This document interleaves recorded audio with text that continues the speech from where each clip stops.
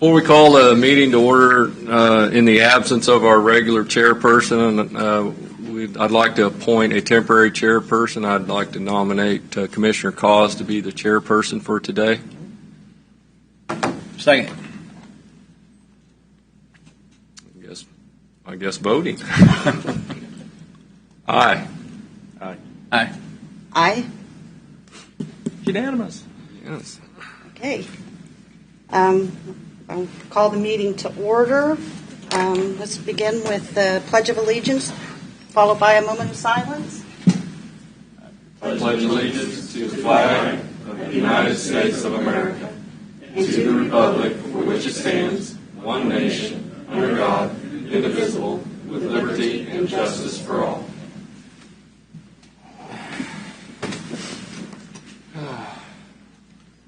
Moment of silence. I'd like for us all to remember the Robert Klinkenberg family. He'd passed away over the weekend, and that would be Helen's father-in-law down in the clerk's office. And add Bob Beal. Bob Beal, yeah. And forgive me if I'm missing someone who passed, but let's remember them in our moment of silence, please.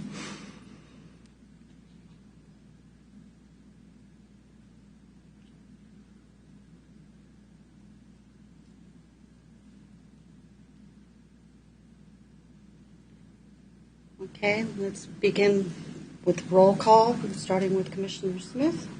Here. Commissioner Stieben. Here. Commissioner Culbertson. Here. And I am here. Okay, let's start with public comment. Do we have anyone who would wish to provide public comment this morning? Seeing none, let's move to administrative business. Do we have anything? Administrative business, Mark? Commissioners, in your packet, you have a copy of a proclamation. Last week, Commissioner Stieben requested this be on the agenda as a resolution. I talked with the county councilor, and he said that the appropriate format would be a proclamation. And so at that, I'll leave it to Commissioner Stieben to. This is a statement, basically, and send information to our elected officials about what our position is on this issue. I work for an industry that's affected directly by this, the railroad industry that is under this vaccine mandate. There is a injunction currently, a federal injunction against this, but there's many people in our community that are affected, even folks that work for the post office, folks that work for the various organizations. It's not in opposition in any way to folks making whatever decision they choose on vaccinations, but it is saying, in fact, the county has very much facilitated vaccinations and folks protecting themselves, but it is saying that we do not believe that it should be a mandate from the federal government, and it's a federal overreach. And I believe our governor and our representatives will be holding a special session beginning the 22nd to discuss this. Correct. So what would we need to have a motion on this, or would we need to? Because the board would like to send this to our representatives as a message from the board, it would be appropriate for there to be a motion and a vote. Okay, I move that we adopt the proclamation dealing with federal vaccine mandates. Second. Okay, I have a motion and a second. Would you like me to read it? Go ahead. This is yours, so go ahead. You Okay. can read it. Okay, the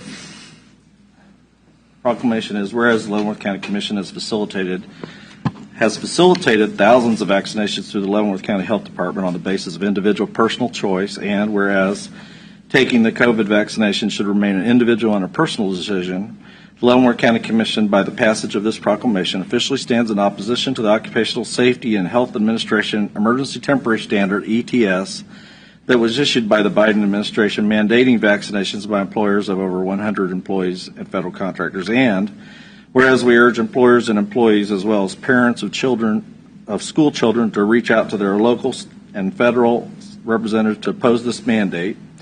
And whereas the Leavenworth County Commission also calls for the Kansas legislature to convene a special session to pass necessary state legislation in opposition to this federal mandate.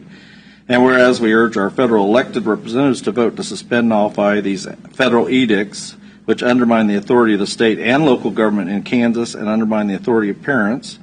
And whereas we therefore urge the county administrators to send a copy of this proclamation to all of our state and federal representatives, informing them of the proclamation and urging them to work to end the federal mandate. A witness thereof anyway, the enacting part. That's proclamation. Voting? Begin voting. Aye. Aye. Aye. Aye.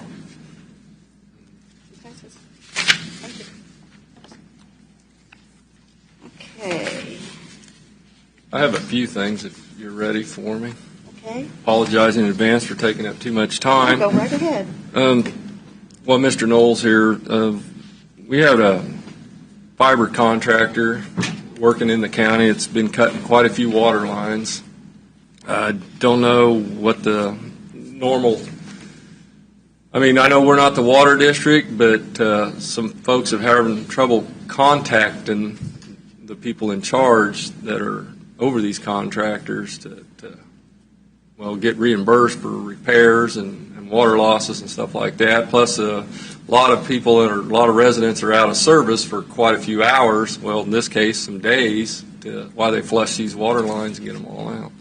So, is there anything that we need to do as a county on issuing permits or anything that we have better contact information, or could you bring us up to speed on that, Mr. Knoll? Yeah, so we do receive applications for right-of-way permits within Public Works and for utilities to be located within the public right-of-way. And so we have contact information on this particular case for the prime contractor of the project, who then has subcontracted out to a bunch of other subcontractors who may have subcontracted it to another subcontractor. They're leaving door hangers, I believe, on people's properties that do not have accurate contact information on them, and so tracking down these folks has been difficult. We are and will continue to provide the information to anybody who calls in for the prime contractor retroactively. I don't know what our recourse is. I'd have to refer to David on what our action could be now that we do have these projects going on in the right-of-way. I think we're going to continue to see these fiber projects that are many miles long happening across the county. And so I'd be open to any direction the board wants to provide on change of course of action for requiring fees or something like that. Well, let's just say the company's AT&T. We have a bond from AT&T. Yes, we have a bond payment on some of the. So, like these water districts, if they can't get a hold of anybody, can they ask for money through that bond for their repairs? I don't know how they're issued specifically. I need to review those and maybe defer to David to see if a secondary entity, how the claims come there to protect the county from road damage. Mm-hmm. And so I don't know. I'm not familiar enough with them to speak on it today regarding how a third party could make a claim against the bond. So is any of the work being done? Is our right-of-ways being put back to where they need to be? So far they have been. There has been a few issues with grading. We have been driving around and checking these periodically on probably a bi-weekly basis to look at the areas. From a road perspective, it's not necessarily damaged, but those folks that do mow out to the edge of the roadway and maintain their right-of-way in a nice lawn-type manner, there has been some issues with them not returning them back to the pre-work condition that they should be putting into place. Well, my fear is, part of the infrastructure package was, high-speed internet. I think we're going to see a lot more of this. And I hope we do, but I hope it's done in an orderly manner that doesn't cause us a lot of problems. But you can always provide the water districts. I know the water districts have our contact information, and we'll look into what recourse we do have through our permitting process to see if we can work with the water districts on any damages they may have had. And it's mainly people are upset they're out of water, but we're not the water district. The county's not, but. The primary responsibility falls back to the prime applicant, and that's the contact we have. So they'd be responsible for any damages. Okay. The water districts could get that information from us and go directly to them. Okay. All right. And if there continues to be issues with it, can we not ask the Attorney General to at least issue some kind of a statement or a warning that, since this is going to be an ongoing type thing, that I think some of the there challenge needs to be some level of accountability. I think not some of to the have challenge fly-by. that they've ran into, Commissioner, is that some of the utilities aren't sure where their actual lines are, and so the locate process hasn't worked very well in those areas. Not all of them are that way, but specifically, I know one water district for sure that they were told we're below this depth. As long as you're above that, it's not a problem. And then they ran into 3 or 4 cross connects. Oh, okay. One of them was 9 times. I was being. Oh, my. 9 times on a water main break because of a fiber contractor. Anyways, well, that's kind of the segue into the next one. With the infrastructure bill being passed, I believe we met with Mr. McGaha on our biggest disaster in the county is flooding, and I believe there was money eligible in this infrastructure package for flood mitigation. So is that something we need to be thinking about with maybe Mr. McGaha and Bill and everybody? How do we want to? Is there any way that we could benefit by using that money for this? So when the first bill passed in the House and the language came out on it, I did forward that to Mr. McGaha, pointing out that there was some specific money set aside for flood mitigation. Now that it's been signed, I'm sure we'll be looking into what opportunities we have. A lot of it was purchasing land and making other improvements for flood mitigation. So yeah, we're aware of it, and we'll definitely be. I just want to be, like I said, just want to be proactive here and be on top of this. And what my last thing is on our census. When will we have our rock solid numbers on our census when we need to be looking at our redistricting of our county commission districts? I believe the U.S. Census Bureau has said November 24th, I think, is the date. But we've pulled some data down and we're working on it. But I do think that the 24th was the formal date. Yep. Yeah, I believe November 24th is the formal date. They did provide us data in an access format, so we're reformatting that into a format that we can better use. We did provide a few maps that were their initial downloads the other day that need to be cleaned up. And so we would anticipate, I believe Janet and I are going to meet with SOMA and the GIS department today. So I would say by probably next week's meeting, we would have some pretty rock solid maps and some information that we would be ready to share with you. So we have received the information that we believe we are going to get a little bit prior to the deadline. Probably hold that as tentative information until that November 24th to make sure that they're not going to provide any additional data out there. But we should have something pretty quickly. Okay. I didn't want to bring it up while the election was going on, but I think we need to be working on it. Yep.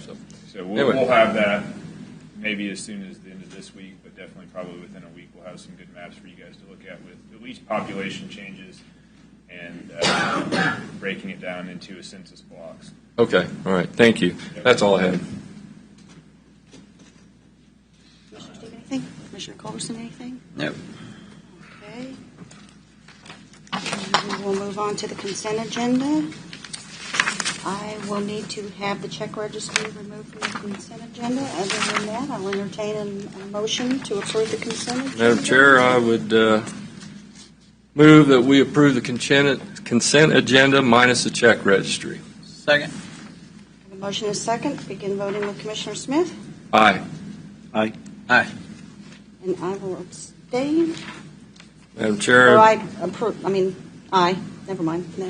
Now we'll go to the. All right, Madam Chair, I'd move that we approve the check registry separate from the consent agenda. Second. Begin voting, Commissioner Smith. Aye. Aye. Aye. And I abstain. Okay. Now we'll move on to formal board action. Let's see. to consider a motion to allow exemption of the county policy governing disposal of property with a value less than $25,000 for a Ford, 2001 F-150 for the Sheriff's Department. Sheriff Gaddeke. Morning. Welcome. So I recently became aware of, in 2001, the Sheriff's Office purchased a Ford F-150 pickup for use. It served its purpose for the office for those years. And this goes back as far as when Sheriff Nye was still in office. At that time, he donated the vehicle for use to Sherman Township Fire Department. There's a conglomeration of departments down there that assemble a swift water rescue team, and the truck was to be used to transport watercraft. That particular team has since disbanded. The truck is still in possession of the fire department. They have use for that particular vehicle. They have been responsible for the maintenance and maintaining the vehicle for the last some odd years. However, it still shows as property of Leavenworth County. The current policy would require that we put it up for public sale. In all honesty, the book value, I think, exceeds the actual value of this particular vehicle. It's been in several crashes while it was property of the Sheriff's Office, or used by the Sheriff's Office, rather. I would just recommend that we make a exemption to the current policy and allow us to either donate it to the fire department or to perhaps allow a sale of $1 or something to that effect. Just make it a quick and easy transaction. Sounds good. Sounds good to me. I'll make a motion. Make a motion to allow exemption of the county policy governing disposal of property with less than $25,000 for a 2001 Ford F-150 for the Sheriff's Department, donation to Sherman Township for $1. Is that right? Seconded. We have a motion and a second to begin voting with Commissioner Smith. Aye. Aye. Aye. Aye. Thank you. That's pretty generous of you, Sheriff. I'm That generous really guy. is. I mean, with used vehicle prices right now. Thank you. Thank you, Sheriff. Okay, moving Good on. morning. Good morning. Okay, now we will consider a motion for the Council on Aging to enter a memorandum of understanding with the Deeper Window Association. Come on up. I'm joined today by Elaine Bellardo, CEO of the Deeper Window Association and Council on Aging neighbor. I've spent the last year in this position working with community organizations, nonprofit partners throughout the county, figuring out ways that the Council on Aging can support programs, not compete with or supplant programs, and work to make sure there's a collaborative partnership and how we can support them. Elaine was one of the first people that I met after taking this position, and we quickly figured out that there's quite a synergy between what services are provided at the Deeper Window and what we provide at the Council on Aging. For those of you who may not know, the Deeper Window is a local veteran-founded 501c3 that offers services and social engagement programs for those living with dementia, as well as support for their care partners through support groups, education, and resources. So 2 programs offered at the Deeper Window, Let's Roll with Sister Vicky, as well as Our Place Leavenworth, are 2 programs that are non-medical social engagement programs that provide stimulation, peer engagement for folks living with dementia and Alzheimer's, as well as respite for their care partners to allow them 3 to 4 hours of time throughout the day where they're not caring for an individual and can do necessary errands and things like that. So the Council on Aging is hoping to continue to offer transportation for the Let's Roll with Sister Vicky program. With our partnership, the Deeper Window's been able to grow that program from 2 participants to 12. It's something that is a real win-win relationship between our two agencies, as well as cost neutral for the county. So my request today would be that you approve this memorandum of understanding for us to enter into this partnership for 1 year. I just had a question for you, and thank you for everything you're doing at that organization. I really appreciate it. What percent of the clients are above 65, and what percent would you say are below 65? We have 3 that are under 65, and the rest are over. You know, so what? How many are? What? And for a total of 12 people. 12. Okay, so 3 are underneath it. I know, elderly, it's really difficult to deal with the issue, but sometimes when they're younger and they get Alzheimer's disease, it's a huge problem. Yeah, there are no programs. You can look, and Leavenworth County is now leading the way, offering respite and care. So we are up to 12 hours a week, and you're not going to find that anywhere else. It's amazing. Thank you so much. And it doesn't cost. It's not the $630 that it cost when I was going to Johnson County. So they pay a very nominal fee or nothing. And we just make sure that they're able to get out. And so we are providing a service that is not available unless we provide it. Thank you. You're welcome. Thank you. You're welcome. I think it's horrible at any age. It is. Sure, I mean, it's just a horrible disease. It is. But sometimes when you're younger, though, and it's your mom or something, it's, it's hard. Or your spouse. Yep. Hopefully research someday will find a cure. Yep. We donate both to research and care. And so what Leavenworth County is doing is they've supported us in donating for research. So we did a 12-hour bake sale in June, and $3,000 of that went to research. The rest is for care because it needs to stay local because we need to be able to provide these programs. So the county's been very supportive. We're grateful, and we're really grateful for this partnership. It makes it a lot easier for Sister Vicky to engage the participants and not drive while it's happening. And it's just been a really great collaboration. We're grateful. Well, I will entertain a motion for signing of the memorandum of understanding. All right. Madam Chair, I move that we approve a memorandum of understanding, Deeper Window Association, a local veteran 501c3 organization. Second. A motion and a second. Any further discussion? Again, voting with Commissioner Smith. Aye. Aye. Aye. Aye. Thank you so much. Now, can we talk about what fund? Thank you, Lane. We can. And if there's any fundraisers that you would like to mention, let us know because we will always bring it forward in the meeting. So let us know. So on Friday of this week, we'll be serving about 60 folks in our Thanksgiving feast, but we've been collecting since September for sponsoring seniors for adoption for Christmas. So we have, we work with veterans organizations. So far we have almost 175 seniors that have been sponsored by various organizations. We'll also send out about 450 stockings to area seniors, and we're collecting donations for those.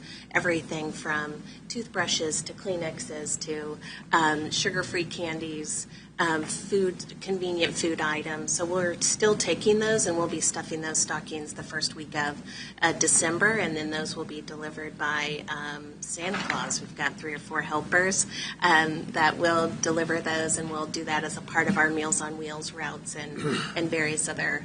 So Santa Claus is going to be there? 3 of them. Need some help. Wow.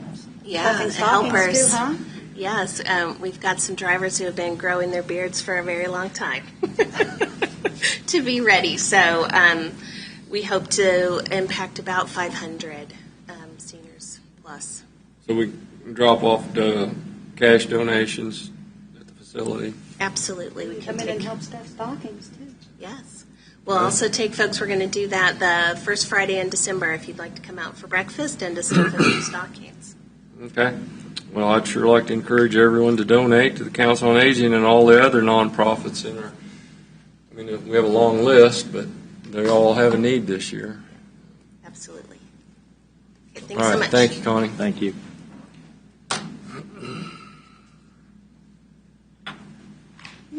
let's see. Now, let's see, we're going to now consider a motion to approve bid pricing from Can Equipment for new 2022 New Holland four-wheel drive tractor for an amount totaling $56,555.80. Bill? All right. Thank you. Commissioners, today for your consideration is the bid from CanEquip for a 5-year lease, 5,000 hours. The lease does include a full warranty for the 5 years and fluids and filters. Has an annual cost of $11,311.16. It's a replacement for a current side mower tractor. This particular tractor is going to pull a 10-foot pull-behind mower that we are also in the process of procuring. I believe that this will allow us to cover more right-of-way with more mowing under a piece of equipment that's under full warranty, going in and out of those ditches and mowing in the terrain that they're mowing in. We do incur costs currently with repairs that we should not see in the future based upon this agreement. Unfortunately, we did not receive more than one bid. I believe the pricing is a competitive price from earlier bidding and just recent history of costs for these types of pieces of equipment. But John Deere, being under strike and some of the supply chain issues with the other dealerships and having an unknown delivery date, even though we did not specify when it had to be delivered by, prevented them from being able to lock in pricing. And so I think we're going to have a bit of an issue with this in the future as well until they have some better delivery dates of knowing when cost increases are going to come to the dealerships.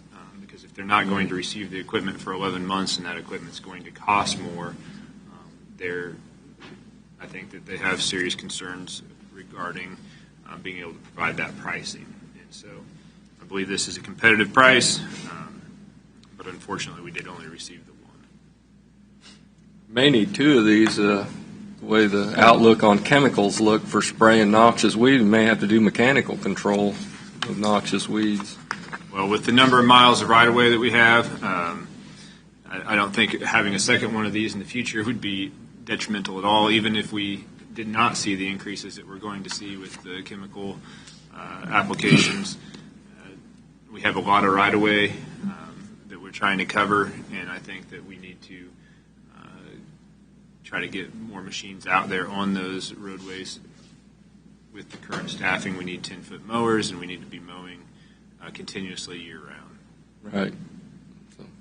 Is New Holland, is it an imported mower, or where do they build it? They're all AGCO now. AGCO? Build it like Heston Corp? Yeah. Yeah. Yeah, there's different colors, but they're all the same company. Get them in yellow, red, or blue. And green's on strike. Yeah. Yeah. Well, sounds good to me. So is that a motion? A motion? Okay, I move that we approve the bid pricing from Can Equipment for a new 2022 New Holland four-wheel drive tractor for an amount totaling $56,555.80. Second. Motion is second. Any further discussion? Aye. Aye. Aye. Aye. Motion carries.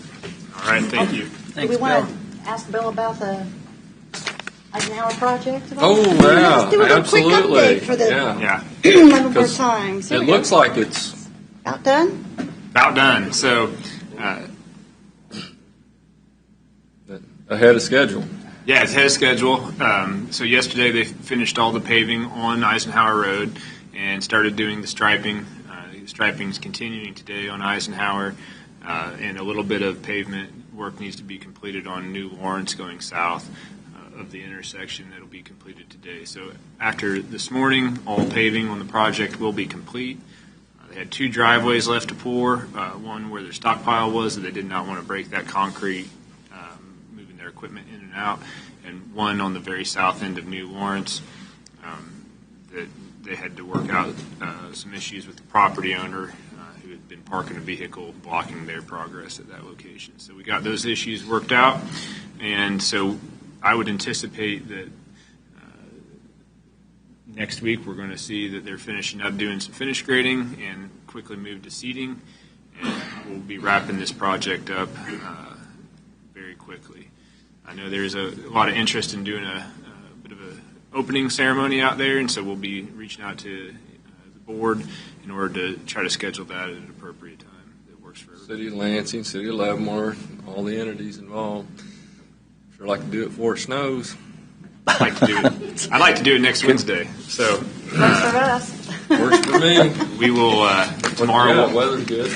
Tomorrow we'll have a biweekly meeting that we always have out at Eisenhower for the project, and so we'll have after that meeting we'll have a wrap-up discussion of when exactly their time frame is, weather dependent. It looks like it's going to stay dry, and so the grading should come along really quickly. What they have left, backfilling around the sidewalks, and so I'm looking forward to a couple punch list items and getting that project wrapped up and turned over to the cities. Sounds good. Thank you. Thank you. Yep, thank you. Thanks, Bill. And by the way, I'll give you a We comment. got one other project that wrapped up too. Yeah, Yeah, 206th here we go. Street, people are thrilled, and they're happy their road is open. Oh, 25's open? Yep. Town 25 opened last week on Friday. Got done a couple days ahead of schedule. They were kind of pushing the end there, but that was an aggressive schedule that we had for them, and they managed to pull that off and got it paved and opened up. And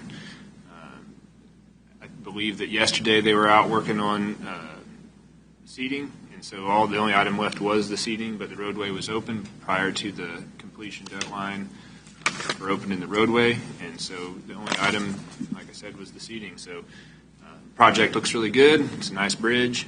Should last 100 years. That's some really nice, couple I, nice bridges down there. I wasn't sure, because I went down to the governor's, transportation announcement, and I thought, well, I better not do 25 because I didn't know if it was open or not. So I'll have to get down there and look at that. And with that being said, on the fall 2021 cost share program awardees, does that mean County Road 30 didn't make it? Did not make it. We applied for $750,000 of funding. We put in our application we would match that with 2/3 additional money of $1.7 million, and so we were asking for about a 33% cost share in the project.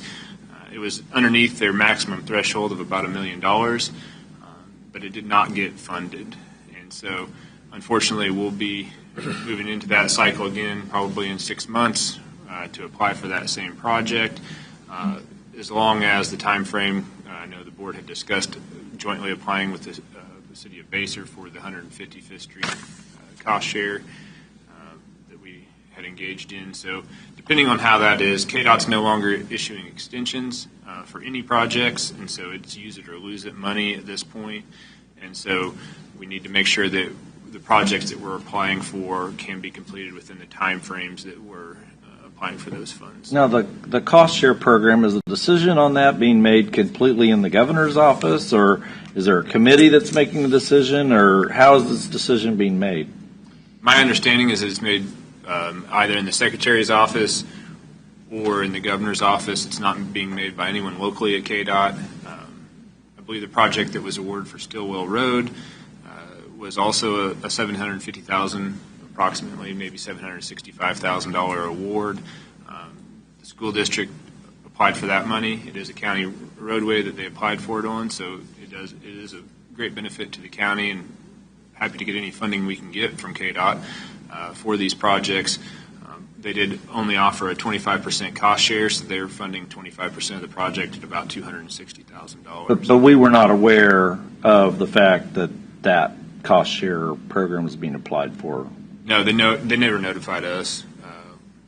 I never received any notification that there was going to be a ceremony down there. So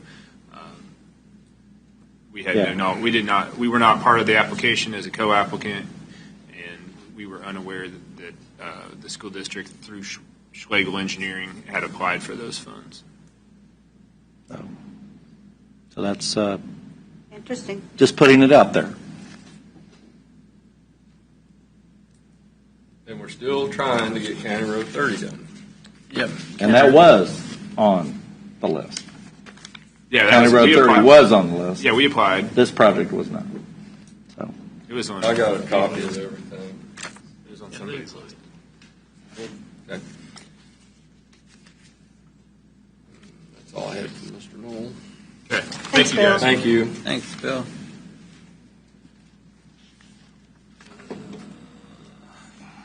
Okay, and then we now have, consider a motion to approve and authorize the chairman to sign a 1-year renewal contract with Spectrum Enterprise. Mr. Marlboro, how are you? Good. Good. Morning. How are you today? She summed it up, a one-year contract renewal with Spectrum for PRI, which is our primary rate interface. It's the circuit necessary for the phone calls to come and go from the county. We had just completed a 5-year contract in August, so we're looking at a 1-year contract. You know, we had some service issues with them not so long ago, you might recall. Just small. So I believe that's why the county administrator wanted to go down to a 1-year contract instead of a more lengthy term. So that's what I bring before you. 1 year, it's cheaper than it was before, $182 a month less. So that's what we have before you. Discussion? Mark, anything? pretty self-explanatory. Entertain a motion? Move to approve and authorize the chairman to sign a new 1-year renewal contract with Spectrum Enterprise. Second. Motion is second. Aye. Aye. Aye. Aye. Very simple. I try to bring you the Thank you, Larry. difficult. I try to bring difficult things for you. Now that Mr. Van Perry's here. Good morning. Extend the meeting a little while. There you go. Thanks, Larry. Thanks, Larry. Okay. Move to adjourn. Anything else of general interest or concern? Any presentations? Anything else anybody want to discuss? Other than I went to the announcement of the transportation projects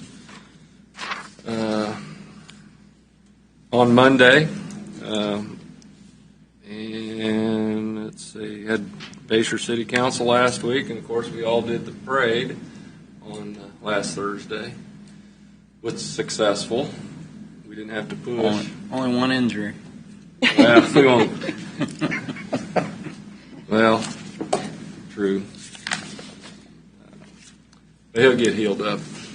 Yeah. I'm sure your insurance will take care of him. That's, but yeah, that, the governor was at the new Bayshore Linwood Elementary School to make the announcements on projects that are going to be awarded.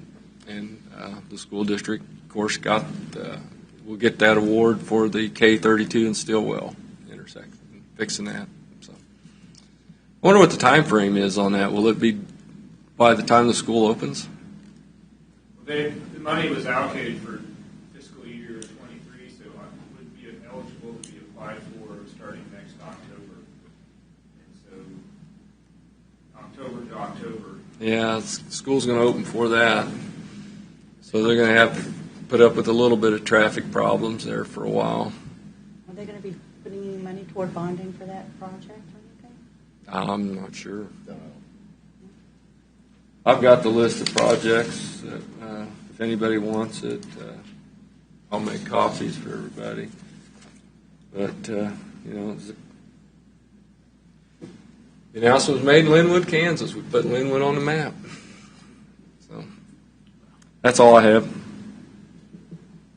Mr. Stephen? We had the prayer breakfast with Jamie Van Houten. We had several pastors, and we had a good group was there, and she was introducing them to the I forget the name of the program exactly, but it's where you intervene for 72 hours, get families to crisis intervention for a short period of time, and some of these pastors are taking that to their churches and going to try to get some families to participate in that. So I'm hoping that some good will come from that. But we really have a good person in that department. She's really appreciated. She's great. Attended the, and I think we should do it I think we should do something like that in Leavenworth. I think it would be a really neat thing for her to speak because she has a lot of good information. Attended the Tonganoxie Business Association Tonganoxie Business Expo last night, and I got myself a T-shirt to wear, Tonganoxie, Kansas, and they had a lot of the businesses were able to present they each had their own table, and there was food catered, and it was a really good time. I got to speak with the CEO of the Hills Pet Nutrition. He was there, and he invited me to come out and tour the facility once they get it rolling, and I really appreciate the Business Association for putting that together. Tonganoxie's hopefully on the move. So other than that, that's all I have. I don't have much. Like Doug said, we had the parade that we were in. Also, I met with Senator Pittman, talked about the ongoing issues, 152 Bridge, demand transfers, economic development, et cetera. That's about it for last week. Okay. I think the one thing that I have to add is to congratulate Ms. Edna Wagner for receiving the Athena Award. I attended that luncheon yesterday, and well-deserved. She's the director of the Richard Allen Cultural Center, one of the organizations that the county provides funding for, and I was very pleased that she was the recipient of that award. And so, congratulations, Ms. Edna Wagner. I was unable to attend Leavenworth's City Commission meeting last evening because I had a conflict, but that's pretty much all I have. So, anything else, Mark? Work session at 10:45. Yes, we do have a work session at 10:45. Any additional public comment? I don't believe we had anyone signed up, so I will entertain. Do we have a work session next week? I was wondering about. I wasn't sure if we do or not. Thanksgiving week. Okay, and we're meeting our regular schedule on Thanksgiving week, correct? Yes, Wednesday. Okay. We have are we going to assign? I don't believe that we have a chair next week. I think he's going to be out of town. Is that correct? Yes, that's correct. Do you want to do anything? Just stay what we're doing. I move that we keep Commissioner KAAZ as the chairperson for next week. Second. Aye. Aye. Aye. Okay, aye. That's what we'll do then. Unanimous. Take off running. Next week you can take off running. Yes, that means I'll be here next week. You can't skip out next week. Skip out next week's meeting. Okay. Entertain a motion to adjourn. So moved. Second. Aye. Aye. Aye. Aye. Thank you.